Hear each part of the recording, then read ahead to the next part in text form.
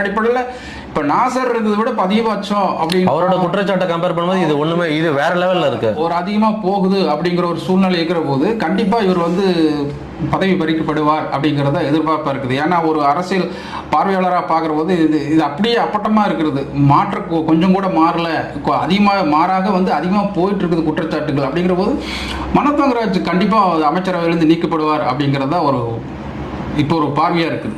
Okay, நீங்கள் இன்னொரு விஷயம் நீங்கள் நம்ம டிஸ்கஸ் பண்ணிட்டு இருக்கும்போது சொன்னீங்க, அதாவது திராவிட கட்சியை வந்து எந்த அளவுக்கு டிகிரேட் பண்ணணுமோ ஓட்டு வங்கிய சரிகிற அளவுக்கு ஆர்எஸ்எஸ் மற்றும் பாஜகவோட இவர் நெருங்கிய தொடர்பில் இருக்கிறதா ஒரு குற்றச்சாட்டும் அங்கே இருக்கிற நிர்வாகிகள் வந்து முன்வைக்கிறாங்க. இது தலைமைக்கு தெரியுமா? அது எப்படி, அதை பற்றி கொஞ்சம் டீட்டெயிலாக சொல்லுங்களேன். அதாவது இவர் கூட இருந்த பிஏன்னு சொல்லப்படுகின்ற ஒரு சில பேரெல்லாம் இருந்துக்கிறாங்க. அப்பாயின்மெண்ட் பண்ணுற போது இவர் மேலே குற்றச்சாட்டு இருந்துச்சு. அது யாருன்னு அவருக்கே தெரிய பேர் என்னன்னு சொல்லிட்டு